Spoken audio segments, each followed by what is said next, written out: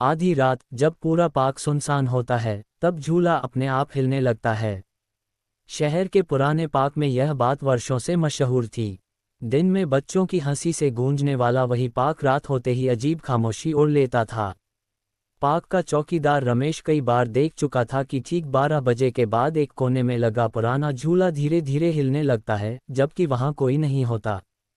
पहले उसने सोचा हवा होगी, पर अजीब बात यह थी कि आसपास के पेड़ के पत्ते तक नहीं हिलते थे, बस वही झूला आगे पीछे झूलता रहता था।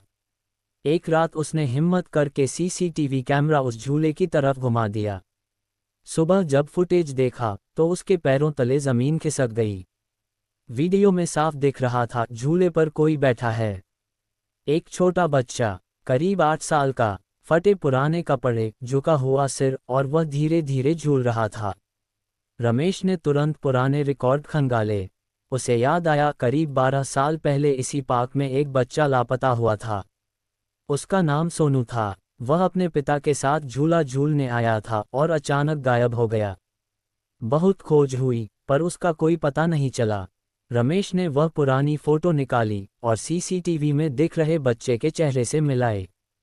दोनों एक जैसे थे। अगली रात रमेश खुद छिपकर झूले के पास खड़ा हो गया। घड़ी में 12 बजे, और जैसे किसी ने धक्का दिया हो, झूला फिर हिलने लगा। धीरे धीरे हवा ठंडी हो गई। रमेश की धड़कन तेज हो गई। तभी उसे हल्की सी बच्चों वाली हंसी सुनाई दी। पापा, थोड़ा और झुलाओ। रमेश के हाथ पांव सुन्न हो गए। उसने कांपते हुए आवाज लगाई, कौन है वहां? झूला अचानक रुक गया और पार्क में फिर वही सन्नाटा छा गया। सुबह उसने फिर सीसीटीवी देखा। इस बार कैमरे में रमेश साफ दिख रहा था, झूले के सामने खड़ा हुआ। लेकिन झूले पर कोई नहीं था। फिर भी झूला तेजी से हिल रहा था, और स्क्रीन के कोने में कुछ सेकंड के लिए एक बच्चे का धुंधला चेहरा उभरता है, जो सीधे कैमरे की तरफ देख रहा होता है। उस दिन के बाद रमेश ने रात की ड्यूटी छोड़ दी, पर आज भी आधी रात के बाद उस पार्क का झूला अपने आप हिलता है। सवाल यह है, अगर झूले पर कोई नहीं है, तो उसे झूला कौन रहा है?